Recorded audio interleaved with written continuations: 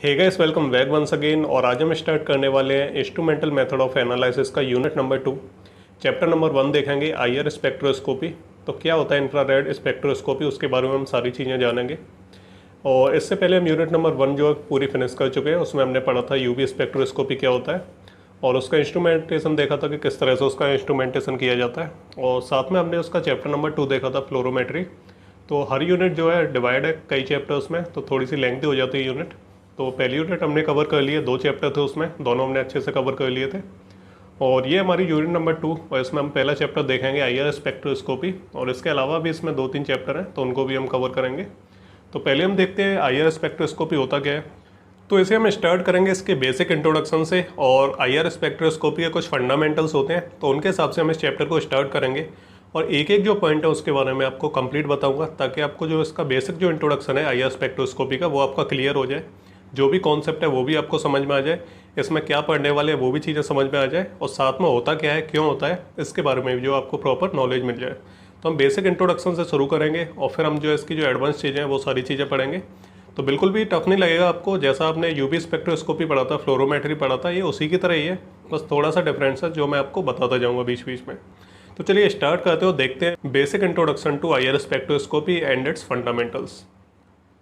बात करते हैं सबसे पहले पॉइंट की, it is a qualitative analysis of unknown samples. इसका मतलब होता है कि जैसे मैंने आपको बताया कि एनालिसिस क्या होता है, तो एनालिसिस में हम 2 चीज़ों का एनालिसिस करते हैं, एक तो क्वालिटेटिव और एक क्वांटिटेटिव। तो जो क्वांटिटेटिव एनालिसिस होता है उसमें हम जो अननोन सैंपल दिया है उसके अंदर कोई भी ड्रग प्रेजेंट है, तो हम उसकी क्वांटिटी जो है पता लगाएंगे कि कितनी क्वांटिटी में वो प्रेजेंट है, उसका कंसंट्रेशन जो है फाइंड करेंगे हम। लेकिन क्वालिटेटिव में हम जो कंसंट्रेशन दिया हुआ है, तो उसके अंदर हम ये देखेंगे कि उसके अंदर कौन सा फंक्शनल ग्रुप है या फिर कौन सा जो कंपाउंड है वो उसके अंदर प्रेजेंट है। तो ये चीज़ होती है हमारी क्वालिटेटिव एनालिसिस। तो हम इसमें कंसंट्रेशन का पता नहीं लगाते हैं, हम क्या इसमें क्वालिटी पता लगाएंगे, क्वालिटेटिव एनालिसिस करेंगे कि ये जो सैंपल दिया हुआ है तो उसमें कौन सा हमारा फंक्शनल ग्रुप प्रेजेंट है, कौन सा हमारा जो एक्टिव कंपाउंड है वो प्रेजेंट है। तो मान लीजिए मैं आपको एक एग्जाम्पल देता हूँ कि आप किसी बगीचे में गए, तो वहाँ आपको तरह तरह के पेड़ पौधे मिलेंगे। तो आपको कोई ऐसा पौधा दिखा जो थोड़ा सा अलग है, तो आपने क्या किया, उसे तोड़ के आप घर पे ले आए। उसका आपने क्या है, जो उसका जो जूस है वो आपने निकाल लिया, ठीक है, और आप उसे एक तरह से क्या है, दवाई की तरह यूज करने लगे। तो आपने जो उसका जूस निकाला है, तो आप उसमें पहले ये चीज़ पता करेंगे कि उसके अंदर कौन सा केमिकल प्रेजेंट है जो क्या कर रहा है, हमारी डिजीज को ट्रीट कर रहा है। तो आप क्या करेंगे, उसके अंदर जो भी एक्टिव जो फंक्शनल ग्रुप है उसके बारे में जो उससे पता लगाएंगे, उसकी क्वालिटी को टेस्ट करेंगे और पता लगाएंगे कि कौन कौन से उसके अंदर कंपाउंड है, कौन कौन से उसके अंदर फंक्शनल ग्रुप है। तो ये होता है हमारा क्वालिटेटिव एनालिसिस। तो बेसिकली जो आईआर स्पेक्ट्रोस्कोपी होता है हमारे क्वालिटेटिव एनालिसिस के ऊपर बेस्ड होता है। इससे पहले आप 2 पढ़ चुके हैं, जिसमें आपने यूवी स्पेक्ट्रोस्कोपी और फ्लोरोमेट्री पढ़ा था। तो वो थे हमारे क्वांटिटेटिव एनालिसिस। उसमें हम जो है अननोन सैंपल की क्वांटिटी पता कर रहे थे, उसका कंसंट्रेशन पता कर रहे थे। लेकिन यहाँ पे हम उसका क्वालिटेटिव एनालिसिस करेंगे, हम पता लगाएंगे कि उसके अंदर कौन सा स्ट्रक्चर प्रेजेंट है और कौन सा उसके अंदर फंक्शनल ग्रुप है, ठीक है। तो ये चीज़ हमें पता लगानी है। नेक्स्ट हम पॉइंट की बात करें कि it is based on absorption spectroscopy. तो 2 मैं आपको पढ़ा चुका हूँ, जैसे मैं आपको एग्जांपल बताता हूँ। तो जैसे कि मैंने आपको बताया कि कोई भी आपको अननोन सैंपल यहाँ पे दिया हुआ है, यहाँ पे ये कोई अननोन सैंपल है, इसमें कुछ जो है मॉलिक्यूल्स वगैरह प्रेजेंट है, कोई ड्रग का कोई कंसंट्रेशन है इसमें। अब हम क्या करेंगे कि इसके ऊपर लाइट डालेंगे। तो ये टॉर्च है हमारी, इससे जब हम लाइट डालेंगे तो लाइट क्या इसके अंदर से होके पास होगी, और जब लाइट इसके अंदर से होके पास होगी तो क्या होगा, इसके अंदर जो मॉलिक्यूल्स प्रेजेंट है वो क्या करेंगे, कुछ लाइट को हमारी एब्जॉर्ब कर लेंगे।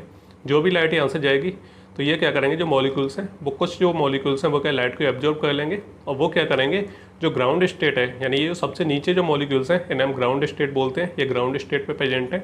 और जैसे ही इन्हें एनर्जी मिलेगी, जैसे ही हम क्या इन्हें एनर्जी दे रहे हैं, जब इनके ऊपर लाइट डाल रहे हैं, तो ये क्या करेंगे, एनर्जी को एब्जॉर्ब करेंगे और ये क्या हमारी एक्साइटेड स्टेट में पहुंच जाएंगे, ठीक है। तो पहले ये कौन सी जगह पे थे, ये हमारी ग्राउंड स्टेट पे थे, और जैसे ही इन्हें एनर्जी मिली तो ये क्या एक्साइटेड स्टेट पे पहुंच गए, ठीक है, एक्साइटेड स्टेट। तो वहाँ पे मैंने आपको 2 चीज़ें बताई थी कि जो स्पेक्ट्रोस्कोपी है वो 2 चीज़ों पे बेस्ड होती है। एक तो बेस्ड होती है एब्जॉर्प्शन स्पेक्ट्रोस्कोपी और दूसरी होती है हमारी एमिशन स्पेक्ट्रोस्कोपी, ठीक है। तो एब्जॉर्प्शन में क्या होता है कि जो मॉलिक्यूल है वो क्या एनर्जी को एब्जॉर्ब करके जब एक्साइटेड स्टेट में पहुंच जाते हैं ना, तो ये जो एब्जॉर्प्शन हुआ है उनके बीच में, तो इनके बीच में जो हम पता लगाएंगे, जो भी कंसंट्रेशन है या जो भी हम क्वालिटेटिव या क्वांटिटेटिव एनालिसिस करेंगे, तो हम यहाँ पे करेंगे जब क्या है मॉलिक्यूल जो है ग्राउंड स्टेट से एक्साइटेड स्टेट में पहुँच रहे हैं। तो इस टाइम पे हम क्या है जो भी एनालिसिस करेंगे क्वालिटेटिव क्वांटिटेटिव, तो वो हमारा बेस्ड होगा on the basis of absorption spectroscopy, ठीक है। और इसके बाद क्या करेंगे, कुछ टाइम बाद ये जो मॉलिक्यूल्स हैं ये क्या एनर्जी को लूज करेंगे, यानी ये जो इलेक्ट्रॉन्स हैं एनर्जी को लूज करके ये वापस क्या है ग्राउंड स्टेट पे आएंगे लौट के। और तब जो हम स्पेक्ट्रोस्कोपी करेंगे, तब हम जो क्वालिटेटिव और क्वांटिटेटिव एनालिसिस करेंगे तो उसे हम बोलेंगे एमिशन स्पेक्ट्रोस्कोपी। ठीक है, तो मैंने आपको दोनों बता दी। तो जब मॉलिक्यूल्स का ग्राउंड स्टेट से एक्साइटेड स्टेट में पहुंचते हैं तब जो स्पेक्ट्रोस्कोपी की जाती है तो वो एब्जॉर्प्शन स्पेक्ट्रोस्कोपी होती है। और उसके बाद जब वो एक्साइटेड स्टेट से और ग्राउंड स्टेट पे आते हैं तब जो हम स्पेक्ट्रोस्कोपी करते हैं वो on the basis of emission होता है। ठीक है, यानी वो क्या लाइट को एमिट करते हुए वापस से ग्राउंड स्टेट पे आ जाते हैं। तो जब मैंने आपको सबसे पहला चैप्टर पढ़ा था यूवी स्पेक्ट्रोस्कोपी, तो वो हमारा on the basis of absorption spectroscopy था, यानी वो एब्जॉर्प्शन के ऊपर बेस्ड था। उसके बाद जो चैप्टर आया था फ्लोरोमेट्री, उसमें हमने जो है एमिशन के ऊपर पढ़ा था। तो उसमें हमने देखा था कि जो मॉलिक्यूल्स हैं वो एक्साइटेड स्टेट से क्या है एमिशन करते हैं, यानी लाइट को एमिट करते हैं और वापस से क्या है वो ग्राउंड स्टेट पे आ जाते हैं। तो उसके बारे में हमने पढ़ा था। तो जो हमारा यूवी स्पेक्ट्रोस्कोपी था वो एब्जॉर्प्शन के ऊपर बेस्ड था, और जो हमारा फ्लोरोमेट्री था वो हमारा एमिशन के ऊपर बेस्ड था। ठीक है, और ये जो हमारा IR स्पेक्ट्रोस्कोपी है ये हमारा क्या है एब्जॉर्प्शन के ऊपर ही है। ठीक है, इसमें भी हम जो ग्राउंड स्टेट से जो एक्साइटेड स्टेट में जो मॉलिक्यूल्स पहुंच रहे हैं तब जो एब्जॉर्प्शन हो रहा है तो हम उसी चीज़ का क्या है क्वालिटेटिव एनालिसिस करेंगे। तो यही होता है हमारा IR स्पेक्ट्रोस्कोपी। किस तरह से करेंगे उसके बारे में हम बाद में बात करेंगे। नेक्स्ट पॉइंट की हम बात करें तो it is valid for the dipole compounds. तो ऐसे कंपाउंड जिनमें क्या है कुछ ना कुछ जो डायपोल मूवमेंट होता है वो प्रेजेंट होता है, तो ऐसे कंपाउंड की जो है IR स्पेक्ट्रोस्कोपी की जाती है। और ऐसे कोई कंपाउंड जिनका जो डायपोल मूवमेंट होता है वो जीरो होता है तो उनकी जो है IR स्पेक्ट्रोस्कोपी नहीं की जाती है। तो ये चीज़ भी आपको ध्यान रखनी है। साथ में हम बात करें इन IR spectroscopy only 2 types of energy can be used, vibrational और रोटेशनल। तो जैसा कि मैंने आपको बताया कि तो कोई भी मॉलिक्यूल जब ग्राउंड स्टेट से एक्साइटेड स्टेट में पहुंचता है तो वो 4 तरह की जो एनर्जी है वो शो करता है। कौन कौन सी होती है 4 तरह की एनर्जी? एक होती है हमारी वाइब्रेशनल, एक हमारी इलेक्ट्रोस्टैटिक होती है, फिर हमारी रोटेशनल होती है, और ट्रांजिशन जो वाइब्रेशन है ये हमारे 4 तरह की एनर्जी वो शो करता है जब वो एक्साइटेड स्टेट में पहुंचता है। तो जो IR स्पेक्ट्रोस्कोपी होती है इसमें हम 2 ही एनर्जी को यूज करते हैं, एक वाइब्रेशनल और एक रोटेशनल, यानी ये 2 तरह की एनर्जी को क्या एनालिसिस करते हैं और इसके बेसिस पे ही हम क्या IR स्पेक्ट्रोस्कोपी करते हैं।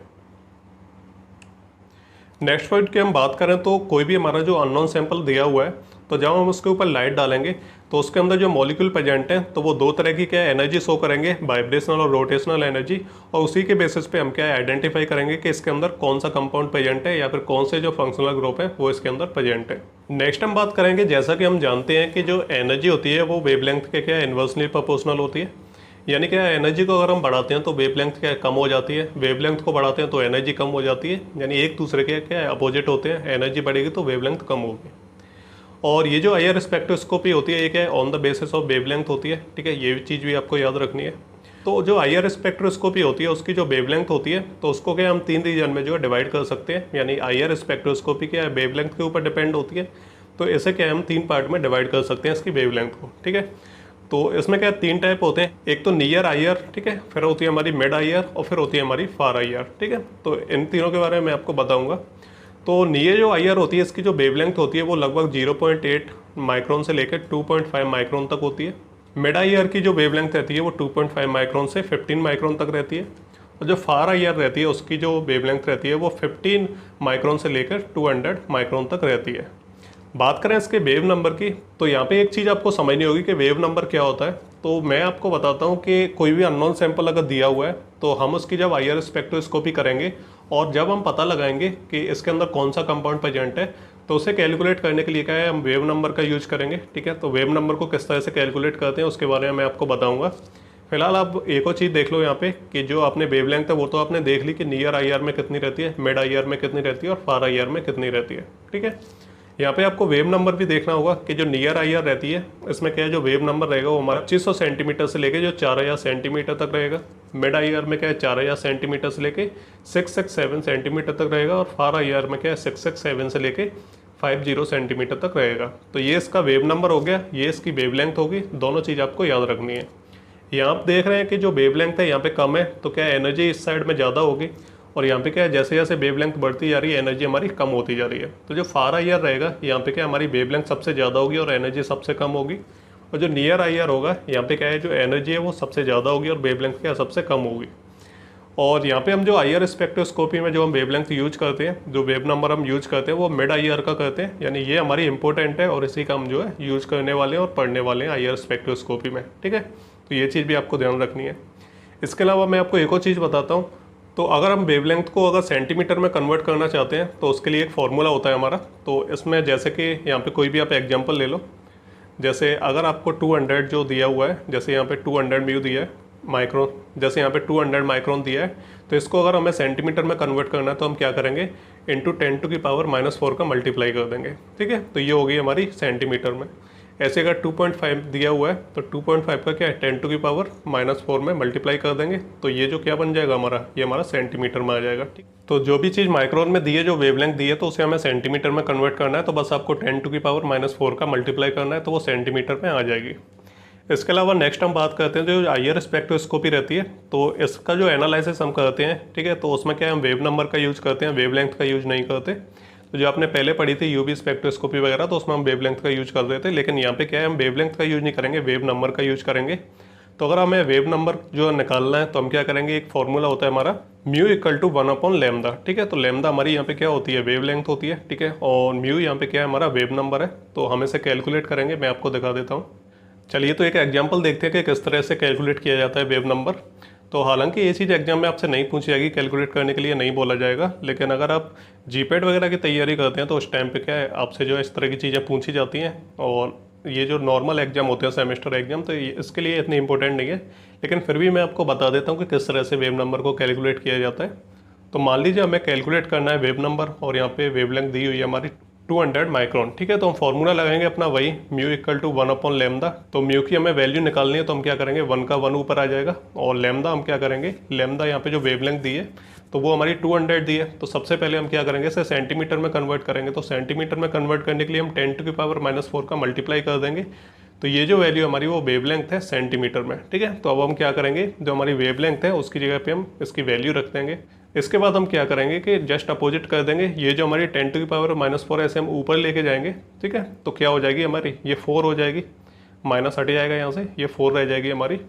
और जब हम इसे सॉल्व करेंगे 10⁴ को, तो ये क्या आ जाएगा हमारा 10,000 आ जाएगा जब हम इसे सॉल्व करेंगे। और नीचे हमारा कितना है, 200। तो 200 को जब हम डिवाइड करेंगे 10,000 में, तो क्या होगा, 50 आ जाएगा हमारा। तो ये हो जाएगा हमारा 50 सेंटीमीटर इनवर्स, क्योंकि ये सेंटीमीटर पहले नीचे था, तो जैसे ये ऊपर जाएगा तो ये माइनस का हो जाएगा। ये चीज़ आपको ध्यान रखनी है। इसी तरह से हम दूसरा देखते हैं, एक और वेव नंबर यहाँ पे कैलकुलेट करना है। 15 जो माइक्रोन है वो यहाँ पे वेवलेंथ दी है, तो माइक्रोन से पहले हम सेंटीमीटर में कन्वर्ट करेंगे, तो 10⁻⁻⁴ का मल्टीप्लाई कर देंगे, सेंटीमीटर में आ जाएगी। फॉर्मूला लगाएंगे, वेवलेंथ की जगह पे हम क्या रखेंगे, ये वाली वैल्यू रख देंगे। इसके बाद हम इसे ऊपर लेके जाएंगे 10⁻⁻⁴ को, तो 10⁻⁴ हो जाएगी। और 10⁻⁴ को जब हम सॉल्व करेंगे तो ये कितना आ जाएगा, 10,000 सेंटीमीटर आ जाएगा। और जैसे ही हम इसे 15 से डिवाइड करेंगे तो कितना आ जाएगा हमारा 667 आ जाएगा, और सेंटीमीटर इनवर्स आ जाएगा। तो इस तरह से हमें क्या वेव नंबर कैलकुलेट करना रहता है। आप जो है प्रैक्टिस कर लेना इसमें से देख के। चलिए, नेक्स्ट हम बात करते हैं अपने सिलेबस के हिसाब से। अगला टॉपिक है हमारा जो हमारा fundamental modes of vibration in poly atomic molecules.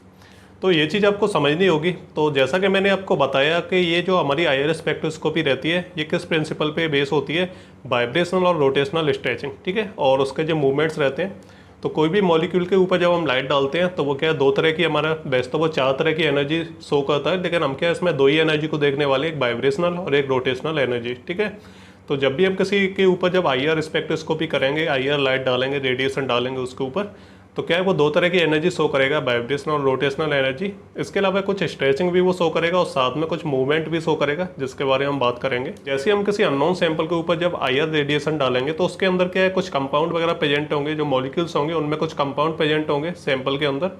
तो वो क्या है, हमारे आईआर एक्टिव कंपाउंड्स होंगे, जो क्या करेंगे, आईआर जो रेडिएशन हम उसके ऊपर डाल रहे हैं उसको एब्जॉर्ब कर लेंगे।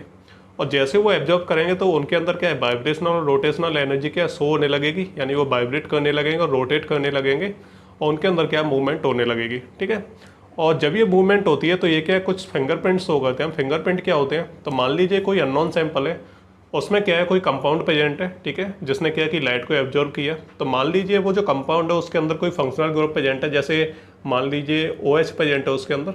तो जो OH जो फंक्शनल ग्रुप होगा वो क्या है, एक तरह का क्या है, हमारा ग्राफ बनाएगा, जो वो वाइब्रेशन करेगा या फिर जो रोटेशनल जो मोशन करेगा तो वो क्या एक तरह का हमारा ग्राफ बनाएगा इस तरह से। ठीक है, जैसे आप यहाँ पे देख रहे हैं, तो ये जो ग्राफ बन रहा है ना, इसी को हम बोलते हैं फिंगरप्रिंट स्ट्रक्चर। मान लीजिए उसके अंदर कोई कार्बोक्सिलिक एसिड है। ठीक है, जो फंक्शनल ग्रुप है उसका, तो उसके अंदर क्या कार्बोक्सिलिक एसिड है, तो हो सकता है उसका ग्राफ कुछ इस तरह का रहे। ठीक है, तो ये हमारा दूसरा फिंगरप्रिंट हो गया। अगर हो सकता है उसके अंदर कीटोन अगर फंक्शनल ग्रुप है तो उसका ग्राफ कुछ इस तरह से बन सकता है, ठीक है। तो ये क्या है, जो भी हमारे जो फंक्शनल ग्रुप प्रेजेंट होते हैं वो क्या अपना अलग अलग क्या है फिंगरप्रिंट स्ट्रक्चर बनाते हैं, यानी अलग अलग तरह का क्या है ग्राफ बनाते हैं। इसको हम बोलते हैं फिंगरप्रिंट स्ट्रेचिंग, ठीक है। तो जो भी फंक्शनल ग्रुप प्रेजेंट होंगे, जैसे ही वो वाइब्रेशन करेंगे, जैसे ही वो रोटेट करेंगे, तो एक तरह का क्या है वो इस तरह की एक फिंगरप्रिंट जो है स्ट्रेचिंग बनाएंगे, एक तरह का इस तरह का ग्राफ बनाएंगे। तो जितने भी फंक्शनल ग्रुप या जितने भी हमारे कंपाउंड रहते हैं सबका अलग अलग रहता है। तो हम क्या है ये चीज़ देख के पता लगा सकते हैं कि ये जो वाइब्रेशनल या फिर क्या है ये जो रोटेशनल जो मूवमेंट हो रही है इसके अंदर और किस तरह का ये फिंगरप्रिंट स्ट्रक्चर बना रहा है, ठीक है। तो उसके हिसाब से हम क्या है पता लगा सकते हैं कि इसके अंदर कौन सा जो फंक्शनल ग्रुप है वो प्रेजेंट है और कौन सा इसके अंदर कंपाउंड है वो प्रेजेंट है, ठीक है। तो इस तरह से क्या है हम IR स्पेक्ट्रोस्कोपी में पता लगाते हैं कि कौन सा फंक्शनल ग्रुप प्रेजेंट है हमारे अननोन सैंपल में, कौन सा स्ट्रक्चर प्रेजेंट है on the basis of fingerprint structure, ठीक है। तो जो भी फंक्शनल ग्रुप होगा उसका हर किसी का अलग अलग रहता है। OH का अलग होगा अपना, अगर कोई कीटोन ग्रुप है तो उसका अलग इस तरह का होगा, है ना। और कार्बोक्सिलिक एसिड प्रेजेंट है या फिर क्या ईथर प्रेजेंट है। तो ये सब के हमारे फंक्शनल ग्रुप होते हैं और जितने भी होते हैं उन सब के अलग अलग रहते हैं। तो अननोन सैंपल में क्या है हम इस तरह से पता लगा सकते हैं। तो जो भी उसके अंदर फंक्शनल ग्रुप होगा वो अपना अलग तरह का क्या है फिंगरप्रिंट स्ट्रक्चर बनाएगा और हम जो उस फिंगरप्रिंट स्ट्रक्चर को देख के क्या है उसकी जो वाइब्रेशनल और जो रोटेशनल जो एनर्जी उसको देख के क्या है हम पता लगा सकते हैं कि कौन सा इसके अंदर फंक्शनल ग्रुप प्रेजेंट है, ठीक है, या फिर कौन सा इसके अंदर स्ट्रक्चर है। तो यही चीज़ क्या हमारी IR स्पेक्ट्रोस्कोपी होती है। नेक्स्ट हम बात करते हैं कि जो IR एक्टिव कंपाउंड्स होते हैं वो दो तरह की क्या एनर्जी शो करते हैं। एक होती है हमारी वाइब्रेशनल मूवमेंट और दूसरी होती है हमारी रोटेशनल मूवमेंट, ठीक है। तो दो तरह की क्या ये शो करते हैं, वैसे चार करते हैं लेकिन हम दो को ही इसमें रीड करते हैं। तो और नेक्स्ट हम बात करते हैं फंडामेंटल वाइब्रेशन। तो जो वाइब्रेशन रहते हैं ये अलग अलग टाइप के रहते हैं और जो कंपाउंड होते हैं वो किस तरह का वाइब्रेशन शो करते हैं उससे हम जो एनालिसिस करते हैं। तो जो वाइब्रेशन होते हैं वो क्या दो टाइप के होते हैं, एक स्ट्रेचिंग होते हैं, एक बेंडिंग होते हैं। स्ट्रेचिंग में हम बात करें तो दो टाइप के होते हैं, सिमेट्रिकल और एसिमेट्रिकल। और बेंडिंग में हम बात करें तो अलग अलग टाइप के होते हैं, सीजरिंग, रॉकिंग, बैगिंग और ट्विस्टिंग। इन सभी के बारे में बात करेंगे, कन्फ्यूज होने की ज़रूरत नहीं है। चलिए तो सबसे पहले हम बात करते हैं स्ट्रेचिंग वाइब्रेशंस। तो स्ट्रेचिंग वाइब्रेशंस में क्या होते हैं, तो इसका एग्जांपल आपको मैं ऐसे समझा दूं कि मान लीजिए आपके पास कोई स्प्रिंग है तो आप उसे खींचते हैं तो पहले वो खिंच जाती है, लंबी हो जाती है, और जैसे ही आप छोड़ते हैं तो वो फिर से शॉर्ट हो जाती है। जब उसे आप अंदर की साइड दबाएंगे तो वो और छोटी हो जाएगी। हम क्या देखते हैं कि जो स्प्रिंग होती है उसे हम सीधा खींचते हैं तो वो सीधी खिंच जाती है, उसके एंगल में कोई चेंज नहीं होता है। ऐसा नहीं है कि वो मुड़ जाती है जब हम खींचते हैं उसे इस तरह से, तो वो मुड़ती नहीं है, वो हमेशा सीधी रहती है। तो इस तरह से हम इसका एग्जाम्पल देखेंगे स्ट्रेचिंग वाइब्रेशंस का।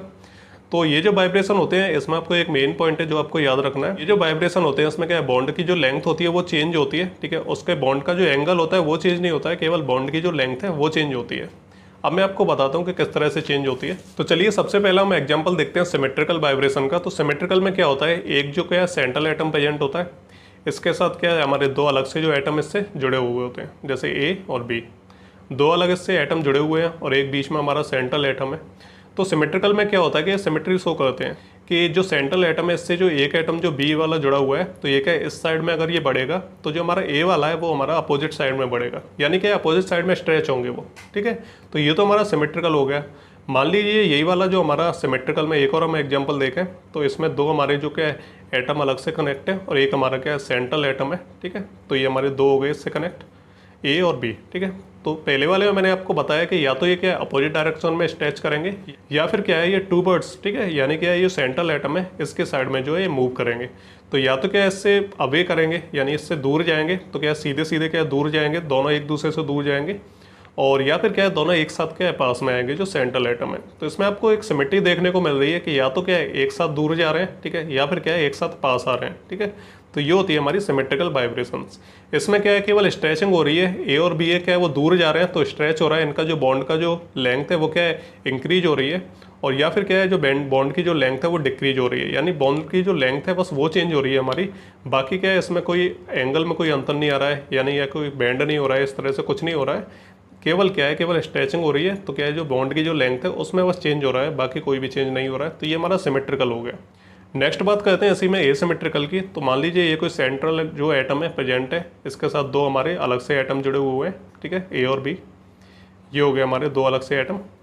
तो इसमें क्या होगा, जैसे हमारा जो सिमेट्रिकल था उसमें तो क्या है या तो दूर जा रहे थे एक साथ या फिर क्या आपस में जो पास आ रहे थे एक साथ, ठीक है। इसमें क्या होगा कि एसिमेट्रिकल में होता है कि एक अगर सेंट्रल एटम से दूर जा रहा है तो दूसरा क्या है सेंट्रल एटम के पास आ रहा है, ठीक है। तो इनमें कोई सिमेट्री नहीं है, ठीक है। और अगर हम एक और एग्जांपल देखें तो इसमें क्या है, अगर बी वाला जो एटम है अगर वो सेंट्रल एटम के पास जा रहा है अगर, ठीक है, इस साइड अगर जा रहा है तो जो हमारा ए होगा वो क्या है, अपोजिट साइड में जा रहा होगा। यानी ये क्या अपोजिट करते हैं, अगर एक पास आ रहा है सेंट्रल एटम के तो दूसरा क्या है उससे दूर जा रहा होगा सेंट्रल एटम से।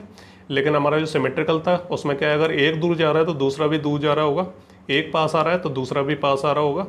लेकिन एसिमेट्रिकल में क्या है, एक अगर दूर जा रहा है तो दूसरा क्या उसके पास आ रहा होगा सेंट्रल एटम के, और अगर दूसरा वाला अगर पास आ रहा है तो वो जो पहले वाला है वो क्या है दूर जा रहा होगा। यानी ये क्या है एसिमेट्रिकल होते हैं। तो दोनों तरह के मैंने आपको स्ट्रेचिंग वाइब्रेशन बता दिए, सिमेट्रिकल और एसिमेट्रिकल। तो बस आपको कुछ नहीं याद रखना है, बस इस तरह से आपको याद रखना है कि जो एटम्स होते हैं या तो वो पास आ रहे होते हैं सेंट्रल एटम के या फिर क्या उससे दूर जा रहे होते हैं, ठीक है। और एंगल में कोई बदलाव नहीं होता है, जो बॉन्ड की जो लेंथ है बस वो चेंज होती है, बाकी सब कुछ वैसा का वैसा ही रहता है। चलिए अब बात करते हैं हम बेंडिंग वाइब्रेशंस की। तो बेंडिंग में क्या होता है कि जो बॉन्ड का जो एंगल है वो चेंज होता है हमारा, और इसे हम एक और नाम से जानते हैं डिफॉर्मेशन वाइब्रेशंस, ठीक है। तो इसमें क्या डिफॉर्म होता है, यानी उसका जो स्ट्रक्चर है वो बदल सा जाता है, ठीक है। तो ऐसा ही हम देखते हैं इस तरह से कि इसमें जो बॉन्ड एंगल है वो चेंज होता है। जैसे कि मैंने आपको बताया कि जो हमारे स्ट्रेचिंग जो वाइब्रेशन थे इसमें क्या है, बस सीधे सीधे स्ट्रेचिंग हो रही थी और एक सीधी सीधी लाइन में हो रही थी सिमेट्री में। लेकिन इसमें क्या है, हमारा जो बॉन्ड का जो लेंथ है, जैसे हमारा ये अगर सेंट्रल एटम है, इसके साथ क्या हमारे दो अलग अलग जो कनेक्ट होंगे, इसके साथ दो हमारे अलग अलग एटम कनेक्ट होंगे जैसे ए और बी। तो इनमें क्या है जो बॉन्ड है, ठीक है, बॉन्ड का जो एंगल है वो हमारा चेंज हो रहा होगा, या तो क्या है ए इस साइड जाएगा तो बी हमारा क्या इस साइड जा सकता है, तो बॉन्ड का जो एंगल होगा वो क्या हमारा चेंज हो जाएगा, ठीक है। जो बॉन्ड का एंगल होगा हमारा वो चेंज हो जाएगा। अगर ए इस साइड आ रहा है, ठीक है, और बी इस साइड जा रहा है तब भी हमारे बॉन्ड का जो एंगल है वो चेंज हो रहा होगा। तो इसको हम इस तरह से समझते हैं। तो इसमें क्या है बेसिकली चार अलग अलग टाइप होते हैं बेंडिंग वाइब्रेशन में। तो एक होता है हमारा सीजरिंग वाइब्रेशन, दूसरा हमारा रॉकिंग वाइब्रेशन होता है, तीसरा हमारा वैगिंग वाइब्रेशन रहता है, चौथा हमारा ट्विस्टिंग वाइब्रेशन रहता है। अब सबको एक एक करके हम समझते हैं तो बहुत आसान तरीके से आप समझ जाएंगे। तो सबसे पहला जो हमारा है वो है हमारा सीजरिंग वाइब्रेशन। तो सीजरिंग वाइब्रेशन में क्या होता है कि एक हमारा सेंट्रल एटम होता है, इसके साथ हमारे दो अलग से एटम जुड़े होते हैं। तो इसमें क्या है, मान लीजिए फॉर एग्जाम्पल मान लीजिए कि दो हमारे जो एटम है वो इससे कनेक्ट है। इसमें क्या होगा कि जो हमारे जो दो अलग से जो बॉन्डेड एटम है ना, जो एच आपको दिख रहे हैं, तो ये क्या करेंगे, ये जो मूव करेंगे ये किस तरह से मूव करेंगे कि एक दूसरे के पास आएंगे, यानी सीजर की तरह, जैसे कैंची चलती है ना आपस में इस तरह से। तो इसमें क्या है कि इस तरह से आएंगे हमारे, एक जो एटम है वो इस साइड आएगा, दूसरा हमारा इस साइड आएगा, यानी एक कैंची की तरह क्या है ये वाइब्रेशन करेंगे, यानी सीजरिंग वाइब्रेशन करेंगे, ठीक है। तो इसमें क्या होता है कि जो सेंट्रल एटम है उससे हमारे दो अलग अलग जो एटम है वो प्रेजेंट है, कनेक्ट है इससे, ठीक है। और जो हर एटम है, हमारे जो दो एटम है वो क्या है एक दूसरे के पास आएंगे, ठीक है, यानी एक दूसरे को क्या कैंची की तरह क्या सीजरिंग वाइब्रेशन करेंगे। तो ये चीज़ आपको ध्यान रखनी है। दूसरा हमारा रॉकिंग वाइब्रेशन आता है। इसमें क्या है, मान लीजिए ये सेंट्रल एटम है, इससे दो हमारे अलग से एटम पर कनेक्ट है, ठीक है। तो इसमें क्या होगा कि जो एक एटम है वो क्या है हमारा एक साइड जाएगा और दूसरा एटम क्या है हमारा उसी के साइड आ रहा होगा, ठीक है। तो ये आपको बस ऐसे याद रखने हैं कि इनके बीच में क्या एंगल चेंज हो रहा है, ठीक है। तो इनके बीच में क्या है, मान लीजिए ये कोई इनके बीच में एंगल है, ठीक है, इन सभी के बीच में ये एंगल है। तो ये सीजरिंग वाइब्रेशन का आपने देख लिया। तो रॉकिंग वाइब्रेशन में क्या हो रहा है कि बस जो हमारा एंगल है वो चेंज हो रहा है कि एक जो एटम है हमारा वो एक साइड में जा रहा है और दूसरा एटम क्या है उसी के जस्ट पीछे क्या है, जो हमारा प्लेन है, हमारा जो मेन प्लेन है उसके पास आ रहा है, ठीक है। तो एंगल हमारा चेंज हो जाएगा। तो ये चीज़ भी आपको ध्यान रखनी है। और नेक्स्ट आता है हमारा वैगिंग वाइब्रेशन। इसमें क्या है, हमारा एक जो सेंट्रल एटम है वो उससे हमारे दो एटम कनेक्ट रहते हैं। तो इसमें क्या है, या तो ये दोनों एक दूसरे के पास आ रहे होंगे, सीजरिंग कर रहे होंगे सीजरिंग की तरह, या फिर क्या है एक दूसरे से दूर जा रहे होंगे, यानी ये दो तरह का क्या है वाइब्रेशन शो करते हैं। और सबसे लास्ट हमारा ट्विस्टिंग वाइब्रेशन आता है। इसे भी आपको याद रखना है। तो इसमें भी हमारे दो क्या है जो अलग से एटम कनेक्ट होते हैं सेंट्रल एटम से, ठीक है। तो दोनों क्या एक दूसरे के अवे जा रहे होंगे, ठीक है, पास नहीं आ रहे हैं एक दूसरे के, ये क्या एक दूसरे से अवे जा रहे हैं, ठीक है। और दोनों के आपको याद रखने हैं कि जो हमारे जो ऊपर के दो है ना, सीजरिंग वाइब्रेशन और जो रॉकिंग वाइब्रेशन, ये इन प्लेन वाइब्रेशन होते हैं, और जो हमारे वैगिंग है वो क्या है आउट प्लेन है।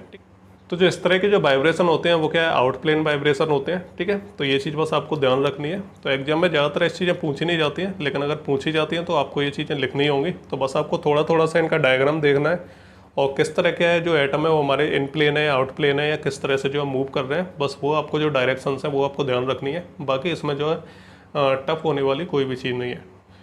तो जैसा कि मैंने आपको बता दिया कि वाइब्रेशन कितने टाइप के होते हैं, क्या इनके फंडामेंटल्स रहते हैं, तो वो चीज़ें बस सारी आपको याद करनी है और उनकी डायरेक्शंस वगैरह आप देख लेना किस तरह से ये मूव करते हैं, कौन सा एटम किधर जाता है। तो बस कुछ नहीं है, इनमें सारी थोड़ी थोड़ी चीज़ें हैं। तो इस तरह की चीज़ों को हम यूज करते हैं। हम जो भी हमारे जो एटम प्रेजेंट होते हैं, जो भी हमारे फंक्शनल ग्रुप जो प्रेजेंट होते हैं, जो भी स्ट्रक्चर प्रेजेंट होते हैं हमारे अननोन सैंपल में, तो जैसे उनके ऊपर लाइट डाली जाती है तो वो क्या करते हैं, लाइट को एब्जॉर्ब करके और क्या दो तरह की एनर्जी को शो करते हैं। वाइब्रेशनल और रोटेशनल एनर्जी, और अलग अलग तरह की वाइब्रेशनल एनर्जी होती है उनके अंदर। तो हम क्या है देखेंगे कि उनके अंदर किस तरह का वाइब्रेशन हो रहा है, ठीक है, और किस तरह की उनके अंदर बेंडिंग हो रही है। तो हम देखेंगे, उन्हें आइडेंटिफाई करेंगे, ठीक है, उनका एनालिसिस करेंगे कि किस तरह का वाइब्रेशन हो रहा है, ठीक है। तो उनके अंदर कोई सिमेट्रिक वाइब्रेशन हो रहा है या फिर एसिमेट्रिक वाइब्रेशन हो रहा है, तो उसके बेसिस पे हम जो उन्हें आइडेंटिफाई करेंगे और उसी के बेसिस पे हम पता लगाएंगे कि इसके अंदर कौन सा जो है फंक्शनल ग्रुप प्रेजेंट है या फिर कौन सा स्ट्रक्चर प्रेजेंट है। इसी तरह से क्या है, जो हमारी बेंडिंग जो वाइब्रेशन होते हैं तो उसे भी हम आइडेंटिफाई करेंगे। तो अगर बेंडिंग हो रही है फंक्शनल ग्रुप के जो एटम्स हैं उनके बीच में, ठीक है, तो हम पता लगाएंगे कि सीजरिंग हो रही है, ठीक है, या फिर क्या रॉकिंग वाइब्रेशन हो रहा है, या फिर क्या है बैगिंग वाइब्रेशन हो रहा है, या ट्विस्टिंग वाइब्रेशन हो रहा है। तो इन सभी चीज़ों को क्या आइडेंटिफाई किया जाता है। तो इसके हिसाब से हम क्या फिर पता लगाते हैं कि उसके अंदर कौन सा जो फंक्शनल ग्रुप है वो प्रेजेंट है हमारा। तो फिलहाल आपको बस इतनी चीज़ें याद करनी है एग्जाम के हिसाब से, ज़्यादा डिटेल में आपको पढ़ने की ज़रूरत नहीं है। और नेक्स्ट हम बात करते हैं sample handling techniques and IR spectroscopy. तो सैंपल हैंडलिंग का मतलब होता है कि जब हम आईआर स्पेक्ट्रोस्कोपी करते हैं तो जो सैंपल हम उसमें लगाते हैं, तो जो मशीन होती है या जो इंस्ट्रूमेंट होता है उसके अंदर हम जो सैंपल लगाते हैं, ठीक है, तो उसके किस तरह से हैंडल किया जाता है, किस तरह से सैंपल को तैयार करके उसके अंदर फिल किया जाता है, और फिर क्या है हम उसके ऊपर लाइट डालते हैं और फिर हम उसका एनालिसिस करते हैं, क्वालिटेटिव एनालिसिस। तो किस तरह से सैंपल को तैयार किया जाता है, कौन कौन से मेथड होते हैं, तो उन सभी चीज़ों के बारे में बात करेंगे। तो इसी को हम बोलते हैं सैंपल हैंडलिंग टेक्निक्स, ठीक है। तो सभी टेक्निक्स के बारे में पढ़ेंगे, किस किस तरीके से जो है सैंपल को यूज किया जाता है, किस तरह से उसे जो है तैयार किया जाता है। तो बेसिकली ये 4 टाइप की होती है, जो सैम्पलिंग होती है वो हमारी 4 टाइप की होती है। सबसे पहली हमारी सॉलिड सैम्पलिंग टेक्निक रहती है, दूसरी हमारी लिक्विड रहती है, तीसरी हमारी गैस रहती है, और चौथी हमारी जो सॉल्यूशन सैम्पलिंग टेक्निक रहती है। तो चारों के बारे में पढ़ेंगे। सबसे पहले आता है हमारा सॉलिड सैम्पलिंग टेक्निक। इसमें भी क्या हमारे 4 अलग अलग मेथड्स रहते हैं। जो सबसे पहला मेथड रहता है वो हमारा डायरेक्ट सैम्पलिंग मेथड रहता है। इसमें कुछ नहीं रहता है, ये सबसे आसान मेथड रहता है कि अगर हमें सैंपल को तैयार करना है तो उसमें क्या करेंगे हम कि एक इस तरह का हमारे पास का एक कटोरे टाइप का एक बर्तन होता है। हम क्या करेंगे, उसके अंदर को सैंपल को जो है डाल देंगे इसके अंदर, यानी पुट कर देंगे सैंपल को इसके अंदर, और फिर क्या हम जो है इसे तैयार करके और सीधे मशीन के अंदर लगा देंगे। तो ये होता है हमारा डायरेक्ट सैम्पलिंग। इसमें आपको कुछ नहीं करना, यानी इस तरह का एक होल्डर रहता है, सैंपल होल्डर, उसके अंदर हम सैंपल को रखते हैं और फिर क्या हम सीधे जाके इसका एनालिसिस करने लगते हैं। दूसरा होता है हमारा पैलेटाइजेशन टेक्निक्स। इसमें क्या है, हम एक पैलेट बनाते हैं। पैलेट का मतलब होता है कि जो हमारी टैबलेट रहती है ना, तो एक तरह का वो पैलेट ही होती है। अगर हम उसके साइज़ को बड़ा कर दें थोड़ा सा, तो उसी को हम जो है पैलेट बोलेंगे, ठीक है। तो मतलब एक टैबलेट को ही अगर हम बड़ा कर दें, जो गोल टैबलेट रहती है उसको और ज़्यादा बड़ा कर दें, इतना बड़ा कर दें साइज में, तो उसी को हम जो पैलेट बोलेंगे। तो इसमें क्या हम पैलेट टेक्निक का यूज करते हैं। हम क्या करेंगे, कुछ एल्काइल हैलाइड्स का यूज करते हैं, ठीक है। और ऐसे एल्काइल हैलाइड्स जो क्या करते हैं कि जो आईआर रेडिएशन होती है वो उनके अंदर से पास हो सकती है। तो इस तरह के जो एल्काइल हैलाइड्स होते हैं उनका हम यूज करते हैं। और हम बात करें कुछ ऐसे एल्काइल हैलाइड्स की, ठीक है, तो उनके एग्जाम्पल हैं KBr, ठीक है, पोटेशियम ब्रोमाइड, और फिर NaCl। ये हमारे दो क्या है एल्काइल हैलाइड्स हैं जिनका हम यूज करेंगे जो हम सैंपल बना रहे हैं। तो किस तरह सैंपल को बनाना है, किस तरह से उसे तैयार करना है ताकि हम उसकी आईआर स्पेक्ट्रोस्कोपी कर सकें। तो इसमें हम क्या करेंगे, 2 एल्काइल हैलाइड्स लेंगे, ठीक है, कोई भी ले सकते हैं इसमें से, KBr, NaCl, ठीक है। और हम क्या है इनकी मदद से एक पैलेट बनाएंगे, ठीक है, सैंपल के साथ। और जो हमारे जो KBr और NaCl रहते हैं इन्हें हम एज अ डाइल्यूएंट यूज करते हैं जब हम सैंपल को तैयार करते हैं, ठीक है। और इसके बाद जो हमारे जो KBr और NaCl होते हैं, तो ये क्या एक तरह से ट्रांसपेरेंट रहते हैं, ठीक है। ये क्या करते हैं, जो आईआर रेडिएशन रहती है उसको आसानी से क्या अपने अंदर से पास होने देते हैं। अब बात करते हैं कि सैंपल को कैसे तैयार करना है। तो हम क्या करेंगे, इसमें से कोई एक चीज़ ले लेंगे, यानी कोई भी एक इसमें से कंपाउंड ले लेंगे जो एल्काइल हैलाइड है हमारा। तो KBr ले लेंगे चाहे NaCl ले लेंगे। तो हमने KBr ले लिया। प्लस हमें जो हमारा जो मेन सैंपल है जिसकी हमें आईआर स्पेक्ट्रोस्कोपी करनी है, तो हम इसको ले लेंगे। इन दोनों को क्या है हम आपस में मिक्स करेंगे, ठीक है। और मिक्स करने के बाद हम क्या करेंगे कि एक मशीन होती है हमारी पंच मशीन, ठीक है। तो उसमें क्या है हम ये जो सैंपल है, ठीक है, इसे हम इसके अंदर रख देंगे और फिर क्या है हम जोर से इसके ऊपर प्रेशर अप्लाइड कर देंगे, जिससे क्या होगा कि ये जो सैंपल है हमारा वो दब जाएगा, ठीक है। और दबने के बाद क्या होगा, ये हमारा जो पैलेट टाइप का ये हमारा बन जाएगा, ठीक है। तो ये जो हमारा एक पैलेट बना है इसमें क्या दोनों चीज़ें होंगी, KBr होगा प्लस सैंपल होगा हमारा जो हमने शुरुआत में लिया था। इसके बाद हमने पंचिंग मशीन में डाल के इसे पंच कर दिया, ठीक है। तो इससे क्या है ये बिल्कुल थिन हो जाता है, एक पैलेट की तरह बन जाता है। दूसरा हम एक और इसमें पैलेट लेंगे जो हमारा केवल उसमें हमारा केवल एल्काइल हैलाइड्स होगा, ठीक है। यानी हम केवल KBr का एक पैलेट लेंगे। तो एक जो पैलेट है हमारा वो KBr और प्लस सैंपल, ठीक है। और दूसरा जो हमारा पैलेट होगा वो केवल KBr का होगा, ठीक है। तो ये जो पैलेट होता है इसको हम एज अ रेफरेंस यूज करते हैं, ठीक। तो इसके ऊपर हम क्या है पहले आईआर स्पेक्ट्रोस्कोपी करेंगे, उसके बाद हम देखेंगे कि किस तरह से इसके ऊपर काम किया है उसने, क्या क्या वैल्यूज आई हैं, उसके हिसाब से हम क्या है फिर ये हमारा जो मेन पैलेट है इसके ऊपर जो हम अपनी IR स्पेक्ट्रोस्कोपी है उसे हम यूज करेंगे और फिर हम क्या है इसका एनालिसिस करेंगे। ठीक है, इसमें जो हमारा पार्टिकल साइज रहता है वो हमारा 2 माइक्रोमीटर से कम होता है, और जो हमारा जो पैलेट रहता है इसके अंदर जो सैंपल रहता है वो 1 से 2% रहता है, और बाकी जो KBr या फिर NaCl जो हम ले रहे हैं, ठीक है, एल्काइल ले रहे हैं, तो वो हमारा 98% रहता है। ठीक है, तो ये हमारे सैम्पलिंग का क्या है, इसका एक रेशियो होता है। ठीक है, तो ये चीज़ भी आपको ध्यान रखनी है। नेक्स्ट जो हमारा तरीका आता है मुलिंग का। ठीक है, तो मुलिंग क्या है, एक तरह से पेस्ट का फॉर्मेशन रहता है। ठीक है, यानी जो सैंपल रहता है उसे हम पेस्ट फॉर्म में कन्वर्ट कर देते हैं। मुलिंग के लिए हम कुछ चीज़ें यूज करते हैं जैसे न्यूजोल। ठीक है, ये हमारा क्या है मुलिंग एजेंट होता है। दूसरा हमारा क्या है हेक्साक्लोरोडाइन। ठीक है, और तीसरा हमारा रहता है क्लोरोफ्लोरोकार्बन। तो इसमें से हम कोई भी एक यूज कर लेते हैं। तो न्यूजोल का क्या है हम कॉमनली यूज करते हैं ज़्यादातर। तो इसमें क्या करते हैं हम, जो हमारा सैंपल रहता है उसका हम पेस्ट बना देते हैं। हम क्या करेंगे, सैंपल लेते हैं, उसके अंदर क्या है न्यूजोल को मिला के और प्लस हमारा सैंपल हो जाता है, दोनों चीज़ों को मिला के एक पेस्ट की तरह तैयार कर लेते हैं। और जब पेस्ट बन जाता है हमारा तो उसे क्या है हम सैंपल की तरह यूज करते हैं, और उसके ऊपर क्या है जो IR रेडिएशन रहती है उसे डालते हैं और उसका एनालिसिस करते हैं। नेक्स्ट आता है हमारा इसी में फोर्थ वाला, तो वो आता है हमारा सॉलिड सैम्पलिंग फॉर सॉल्यूशन। तो ये जो मेथड है इसमें हम क्या करते हैं वॉलेटाइल सॉल्वेंट का यूज करते हैं। तो जो सैंपल होता है हमारा उसे हम क्या करते हैं वॉलेटाइल सॉल्वेंट के अंदर क्या उसे मिक्स कर देते हैं, और पॉलीमर्स, फैट्स, वैक्स इस तरह का मटेरियल भी क्या है यूज किया जाता है एनालिसिस में। ठीक है, तो ये हमारे सॉलिड सैम्पलिंग फॉर सॉल्यूशन हो गया। तो ये जो हमारे 4 तरीके हो गए, ये कि हमारे सॉलिड्स के लिए हैं। ठीक है, कि जो सॉलिड हमारे जो रहते हैं उन्हें किस तरह से उनकी सैम्पलिंग को हैंडल किया जाता है। नेक्स्ट आते हैं हमारे लिक्विड सैम्पलिंग टेक्निक। तो लिक्विड में क्या होता है कि बहुत आसान रहता है। इसमें क्या करते हैं हम, 2 जो NaCl की पैलेट है उन्हें हम बनाते हैं। तो ये हमारी 2 NaCl की पैलेट होगी, और इनकी जो थिकनेस रहती है वो लगभग 0.1 से लेके 0.3 mm तक रहती है, यानी काफ़ी पतली। क्या है हम 2 NaCl की पैलेट्स लेते हैं, हम बना लेते हैं इन्हें, और एक पैलेट हमारी ये होगी और एक ये पैलेट होगी। इसके बाद क्या है कोई भी हमारा जो लिक्विड सैंपल है हम क्या करेंगे इसके अंदर रख देंगे। जो भी हमारी NaCl की 2 पैलेट है इनके बीच में हम क्या करेंगे जो लिक्विड सैंपल है उसे रख देंगे इनके बीच में, दोनों लेयर्स के बीच में, और फिर क्या हमारा जो मेन सैंपल है वो तैयार हो जाएगा, और फिर हम क्या करेंगे इसकी IR स्पेक्ट्रोस्कोपी करेंगे। ठीक है, तो बिल्कुल आसान है, इसमें कुछ भी नहीं है, बस NaCl की हम 2 प्लेट लेंगे, इनके बीच में लिक्विड सैंपल रख देंगे, एक सैंडविच की तरह बना देंगे। ठीक है, तो ये हो गया हमारा लिक्विड सैंपलिंग टेक्निक।